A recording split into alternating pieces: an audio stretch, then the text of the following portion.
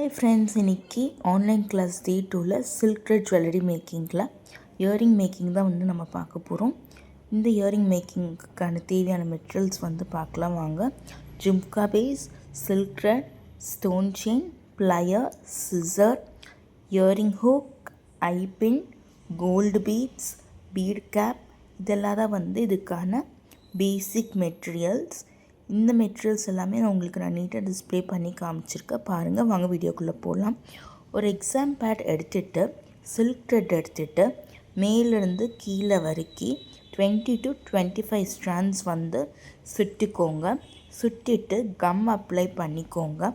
Come apply பண்ணிவிட்டு corner of the த்ரெட்டில் நீங்கள் scissor வச்சு கட் பண்ணிட்டீங்கன்னா உங்களுக்கு இந்த மாதிரி ஸ்ட்ராண்ட்ஸ் வந்துடும்.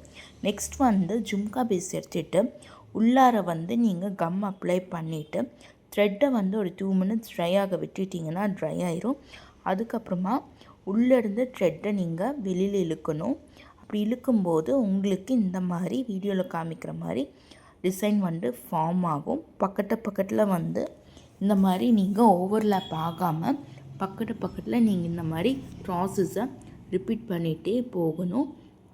மேலே ஓவர்லேப் ஆகாமல் பார்த்துக்கோங்க. மேலேயே லேப் ஆகாமல் பார்த்துக்க சொல்கிறேன்னா, ஓவர்லேப் ஆச்சுன்னா ஜும்கா பேஸ் பார்க்க அழகாக இருக்காது, அங்கங்கே குண்டாக இருக்கிற மாதிரி இருக்கும். அதனால ஓவர்லேப் ஆகாமல் பார்த்துக்கோங்க. நான் பண்ணுற மாதிரி இந்த ப்ராசஸ் நீங்கள் இந்த ஜும்கா பேஸ் முடிகிற வரைக்கும் பண்ணணும் ஃப்ரெண்ட்ஸ். இதே மாதிரி இந்த ப்ராசஸை ரிப்பீட் பண்ணிகிட்டே போங்க.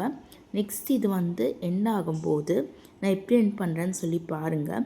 இந்த த்ரெட்டை லாஸ்ட்டாக இருக்கிற இந்த த்ரெட்டை திருப்பி உள்ளார விட்டுட்டு நீங்கள் எப்படி பிகின் பண்ணிங்களோ அதே மாதிரி கம் போட்டு நம்ம இந்த த்ரெட்டோட பேஸ், அதாவது இந்த ஜும்கா பேஸை நம்ம முடிக்க போகிறோம். ஓகேங்களா? ஸோ இந்த மாதிரி தான் நம்ம ஜும்கா பேஸை கம் போட்டு ஸ்டிக் பண்ணி முடிச்சிடுவோம். லாஸ்ட் ரன் இப்போ நான் எடுத்து இந்த மாதிரி கம் அப்ளை பண்ணிக்கோங்க. கம் அப்ளை பண்ணிவிட்டு திரும்பவும் இந்த ஸ்ட்ராண்ட் எடுத்து அந்த கம்மையில் வச்சு ஒரு நிமிஷம் விட்டுட்டிங்கன்னா நல்லா காஞ்சிரும். அதுக்கப்புறமா நீங்கள் சிசர் எடுத்து கட் பண்ணிக்கலாம். இப்போ நம்ம கட் பண்ண அப்புறமா ஒரு 2 minutes அந்த பேஸை விட்டுருங்க. அது ஃபுல்லாகவே ட்ரை ஆயிரும். நடுவில் நம்ம அதை தொட வேண்டாம். ஸோ அது ட்ரை ஆகிற வரைக்கும் ஒரு 2 minutes வெயிட் பண்ணுங்கள். நெக்ஸ்ட் ஸ்டெப் நம்ம இதுக்கு மேலே உங்களுக்கு நான் பீட் கேப்புன்னு சொல்லி முன்னால் காமிச்சு இல்லையா? ஸோ அந்த பீட் கேப் நீங்கள் பாட்டுட்டு இருக்கிற இந்த மேலே ஹோலில் நம்ம கம் அப்ளை பண்ணி அங்கே இந்த பீட் கேப்பை நான் காமிச்சிருக்கிற மாதிரி நம்ம ஸ்டிக் பண்ண போகிறோம். பாருங்கள், நான் பீட் கேப் உங்களுக்கு நான் ஸ்டிக் பண்ணி காமிக்கிறேன். இந்த மாதிரி பீட் கேப் ஸ்டிக் பண்ணிக்கோங்க. பீட் கேப் ஸ்டிக் பண்ணோடனே ஒரு 2 minutes ட்ரை ஆக விட்டுட்டிங்கன்னா கம்ப்ளீட்டடாக ட்ரை ஆயிரும்.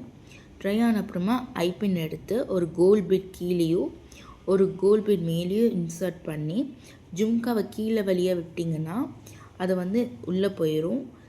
அதுக்கப்புறமா இயரிங் ஹுக் அட்டாச் பண்ணி இந்த மாதிரி நல்லா ப்ளையர் யூஸ் பண்ணி அது நல்லா நீங்கள் முறுக்கிட்டிங்கன்னா இயரிங்ஸ் க்யூட்டாக ஹாஃப் ரெடி ஆயிரும்.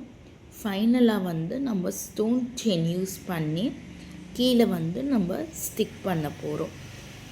அதுக்கு நீங்கள் 1 meter ஸ்டோன் செயின் எடுத்துகிட்டு கீழே கம் அப்ளை பண்ணி இந்த மாதிரி ஸ்டிக் பண்ணிக்கோங்க. ஸ்டிக் பண்ண அப்புறமா மறுபடியும் ஒரு 2 minutes நீங்கள் விட்டுட்டிங்கன்னா த்ரெட்டும் சரி கீழே நீங்கள் போட்ட ஸ்டோன் ஒர்க் ஏரியாவும் சரி ஃபுல்லாக ட்ரை ஆயிரும். இப்போ நம்ம இயரிங் ஆல்மோஸ்ட் ரெடி ஆகிடுச்சு. ஸோ இப்படி தான் பண்ணணும்.